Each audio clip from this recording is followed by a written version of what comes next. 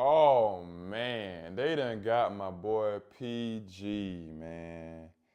Paul George has been suspended for 25 games for violating the NBA's anti-drug policy. And it's Philadelphia's fault.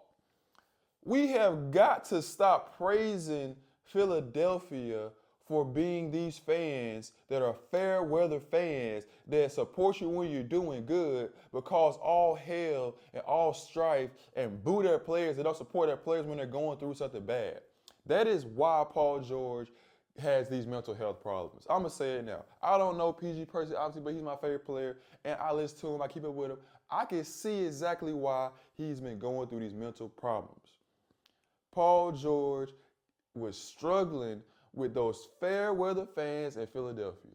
He gets to the Sixers last season. He's supposed to be that missing piece. Joel Embiid, Tyrese Maxey, they need this wing player to fit right in there and they can be a big three. But he goes to Philadelphia and he struggles and he's not healthy. Philadelphia lets him have it. They call him washed. They don't support him. They think he's done cooked. They wish they never gave him all the money, all that stuff. They go through all that with him. You fast forward to this year, he starts the season off injured, then he comes back, starts playing, and he works his way up and he starts playing well. We get to the point where people talking about, look at Paul George's defense. He looking good. He moving well. Look at him, man. He's back. But meanwhile, he's been dealing with all that BS in his head from the Philadelphia environment. Philadelphia probably put this man in some terrible place that we don't know. He talked about it on his podcast. He stopped podcasting last season because of his mental health, and he wanted to really lock into basketball to show people that he's not washed, all the naysayers, all his fair weather fans over there that didn't believe in him. And he probably began to experiment with drugs. Not necessarily saying that he was experimenting recreationally, but he was trying to take something to help him with his mental health struggles. Unfortunately, whatever he began taking or something that he experimented with taking was against the NBA policy. Now, I think that he only got drug tested crazy enough because he was playing well. When he was hooping and playing well, recently playing defense, everybody saying he's back. When people have these amazing games or amazing spurts where they look a little different, somehow, some way, whether it's basketball, NFL, they get hit with a random drug test, very random drug test. So I believe that because he actually was hooping, he actually was playing well and looking like he got some juice, they hit him with a random drug test. And because of that random drug test, they found that in his system.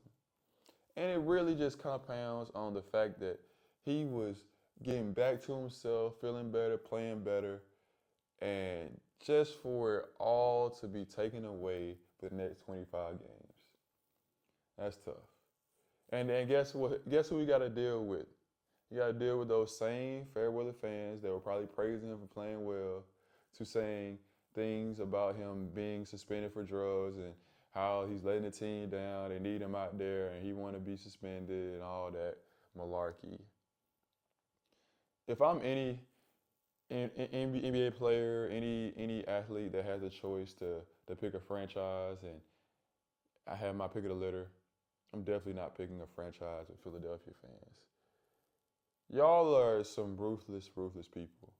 And I just will never get with the idea that it is a good thing, something to be known for and proud of, that you are fair weather fans, because that is exactly what it is. Philadelphia sports fans are with you when you're doing good and they against you when you're doing bad. And as an athlete, why do I care about those people, those fans? It is like people in your actual life. Think about it. Do you really want people that are only supporting you in your good times around you? I don't think so. I myself don't want that. So why do we as sports fans, followers, accept that for Philadelphia fans and praise it? They love to praise it. They love to say, oh, they're going to let you have it if you're not playing well. That's nothing to be proud about. The best fans are the diehards. The best people to have in your life are the diehards, the ride or die. They're gonna be with you through thick and thin, no matter how you're doing, because they love you for you and what you're trying to do. But that's not how we look at Philadelphia fans. And if you want a little bit more insight as to how Paul George probably got to this place, you got to take it back a little further. Understand that when he got traded to the Clippers, he was going home back to LA, where his mom, who's having health issues, can see him easily, come to all his games, sit courtside. And it does not go well there. That first year they got together was the only year they really had a chance to win a championship. Him and Kawhi Leonard in the bubble choked. And as a Paul George fan, I can say that he choked. Now, from that point on, Paul George was missing a lot of games. The bubble was the only way they were able to stay healthy as a duo because they got all the time off in COVID and quarantine. But season after season, it was a constant recurring thing that Paul George and Kawhi Leonard were not going to be healthy together or fully healthy to make a playoff run. And that's why they failed.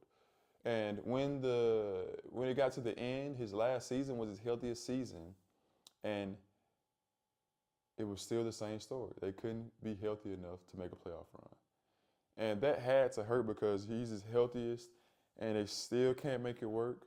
And now he wants to come back, get re-up with a contract, and the ownership don't want to give it to him. They don't value him enough to give him the contract that someone else will give him, and he's willing to take probably a discount if necessary to some degree, but they weren't willing to move to a reasonable number. He has to go. So that already is going to play in your psyche. Then you just add in the fact that you're going to Philadelphia and how that situation turned out. And he stopped the podcast, and we saw all the crumbles, the residue, the evidence that something was going on. And this happened to be that something. He needed help badly, and he sought it out, and he tried things, and one of those things happened to be drugs that were against the NBA drug policy. That's unfortunate, but that's how it played out for PG. And for all my athletes out there, if you're going through mental health struggles, please get your help. See a psychiatrist, a therapist, have a mental coach, talk to your loved ones, your confidants, whoever you need to talk to, but don't suffer in silence. Silence cannot be the answer. Get your help because you do matter. Your problems do matter. And there is a better way to go about it than keeping it to yourself.